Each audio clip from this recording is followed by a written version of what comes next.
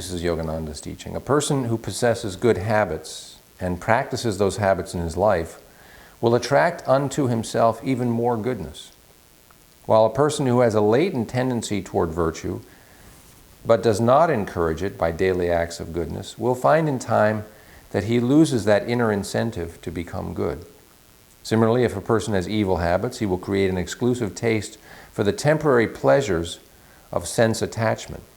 And the more he indulges his sensuous tastes, the more his habit will grow upon him. With the increase of evil habits, he will attract abundant experiences unto himself. But if a person has an evil tendency and does not care to feed that with further acts of temporary pleasures, then he will find in time that this tendency has disappeared. A wealthy person, having made habitual those actions that bring financial success, will attract by fresh acts of creative ability more riches unto himself. But a person with a latent conviction that he could not be financially successful, and who has a little money but who cares not to buttress his optimistic outlook by daily acts of creative financial effort, he will lose even the little financial means he has, as well as his inner conviction that he can ever succeed. He's referring now to the parable of the 10 talents, where he says, Jesus' words do not mean that only those who have riches will grow richer, and that the poor will become even more destitute. The law of karma governs all departments of life. A person who, owing to good past karma, is born wealthy and has the tendency and inborn conviction of prosperity will attract more riches in this incarnation because of two reasons. Number one, his prenatal habits of financial success, stimulating his will to succeed. And two, his exercise of free will and determination in further success-producing actions in this life. Many people who are very creative and are determined to succeed financially, nevertheless do not do so because in this life their financial failure karma of past incarnations has placed them in circumstances not conducive to prosperity. Some are born in this life with a powerful determination to succeed financially because of failure in their previous life. Such persons will achieve prosperity after a long struggle, during which their latent prenatal habits of financial failure and past poverty karma are overcome.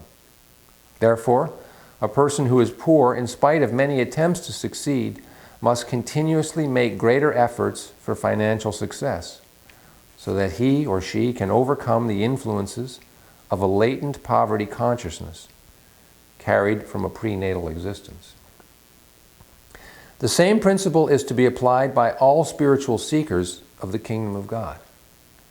If a person meditates regularly and consistently and still does not attain self-realization, he should realize that, owing to past karma of failure to create and sustain successful habits of meditating in past lives, his determination to succeed in meditation has to be newly created in this life, perhaps stimulated only when he encounters some misery.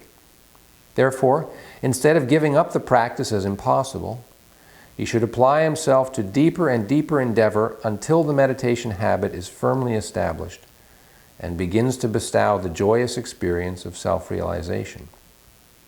These will create in him even stronger habits of meditation, which in turn will attract abundant, ever-new bliss of God contact.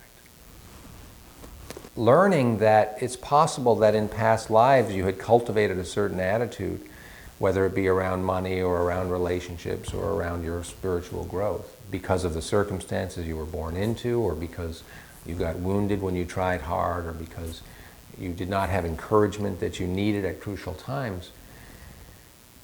We may be carrying a lot of somewhat unseeable tension inside of us.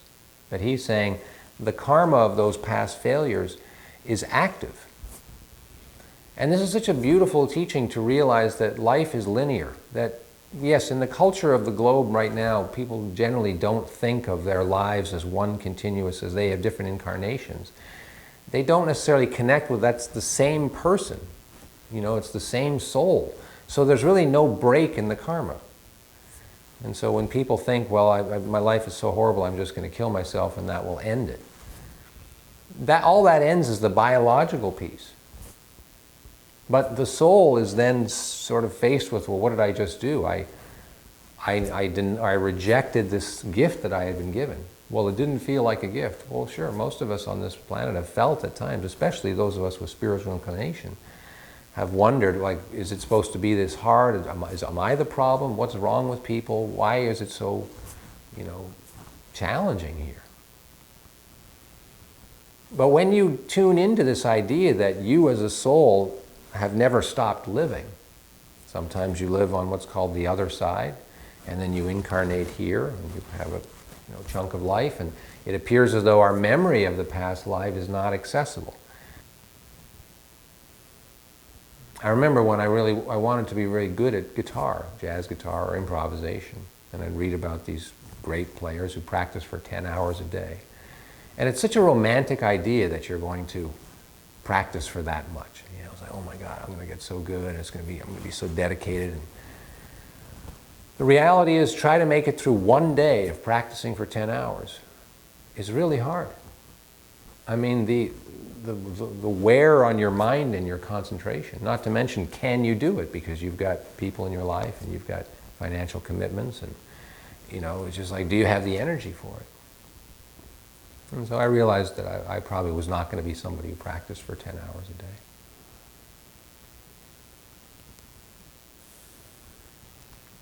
Becoming financially free does not end your problems. What it does is it means that there's a big chunk of friction and resistance in your life that it's like the iceberg that melts and it's gone. So when bills come in, you pay them and it's effortless. Because you're living within your means and you understand the principles of what, you don't feel as though the world is coming after you every time there's a financial obligation. And you develop these habits, and it makes sense and it works. Because there's nothing evil about money. There's simply a system in place meant to facilitate transaction. So you decide to participate fully in that. And I see all over the place where people, they're so angry about having to participate. And that's sometimes because there's unfairness in the various systems, yes.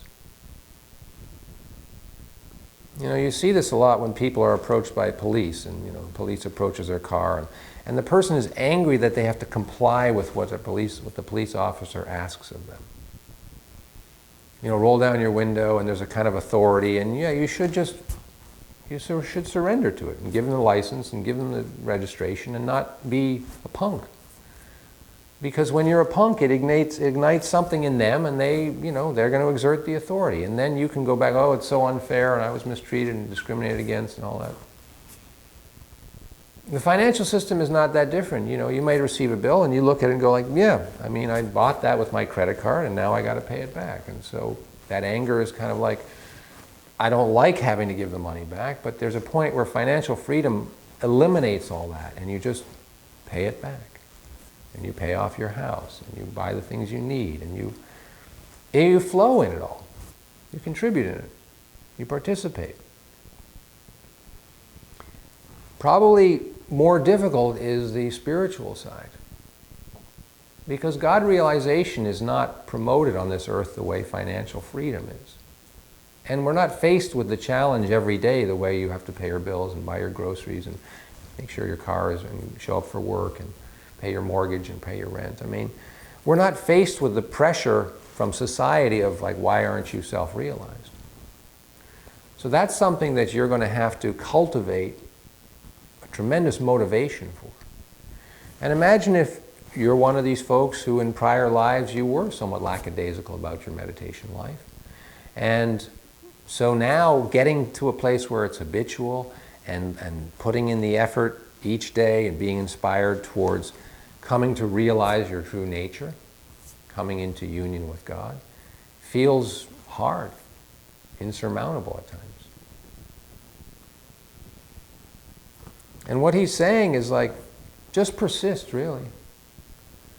Persist in putting your energy into these things that are going in the direction where you want to go. And there will be a wind of grace at your back. One of the most beautiful things to me about teaching meditation is when I know there are souls who, from that point on, they really meditate every day, pretty much.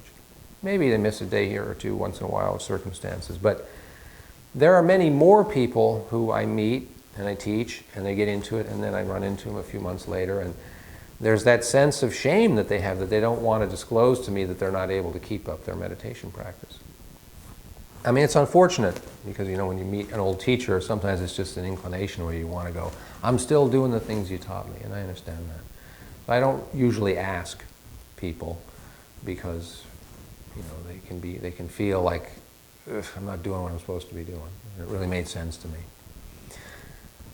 On the other side, when I am around us and we do meditate every day and we are chipping away at it, it's a real feeling of community, because I know how difficult it is at times when you hit certain plateaus or you hit certain dry spots where you're like, I don't know if I'm ever going to bust through this, and maybe this is fine, and I don't really know, and what am I supposed to say? People think I'm this or people think I'm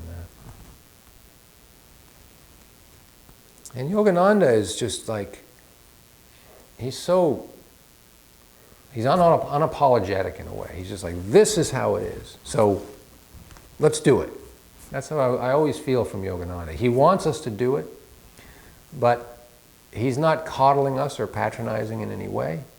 He's just like, here are the principles, so apply them. Try to juice the things that have a positive outcome. Try not to juice the things that have a negative outcome, and it's going to work out. How long is it going to take? He doesn't say. He doesn't say you should have self-realization, or you should reach illumination, or you should have this type of vision of Jesus, or you should see this amount of light at year 1 or year 2 or year 3. How can anybody know what your karmic history is? And everybody comes to the path with certain things that feel already close to mastery. We have to be careful in how that colors how we think these other things should play out. It's kind of like, you're good at this, you're okay at this, and you suck at this. That's all of us on the spiritual path. So we juice all three. So we get really good at these things, we improve steadily at these, and we make our best effort to not suck at these other things. And slowly but surely, your perception of life and the world, imagine if you really had no financial pressure. In other words, you've got to participate, but there's no angst around it anymore because you have the money for what you need to. And you're keeping your nose clean, which means you're not getting unexpected bills and things in the mail. So it's just kind of like, bills come in, I pay them, I don't even feel it. I'm set up for that. And then you begin to go, I want to buy this, or I got to work towards this, or I'd like to buy a house, or I'd like to buy a new car. And it's like these things require a little bit of contemplation. It's like, am I ready to do this? Do I want to take this on? And think of the spiritual as the same. It's like, okay, things have changed for me. This has changed. These people have kind of like faded from my life. This attitude I have. And okay, is that good enough? Is that where I want to stay? And that's fine if you do. Or you're like, well, I really want to go to this other sort of what I perceive as this higher plane of perception. So what's it going to take? Well, it's going to take whatever inner work it takes for that to start to crack open. And generally, it's very helpful to have somebody guiding you. And that's not always possible, but in our community, we have that. And so, I always want to encourage you to use the priest in the community. And this is just another one of those areas where I feel that gratitude towards God because of these teachings of Yogananda. The Bible has that mythical quality where here's the parable, here's the teaching, and you have to really do a lot of work to get to the essence of it, which I love doing when we do that on our Bible class. Then there's other times where Yogananda just spells it out so beautifully, and it's like, yes, that gives me hope today.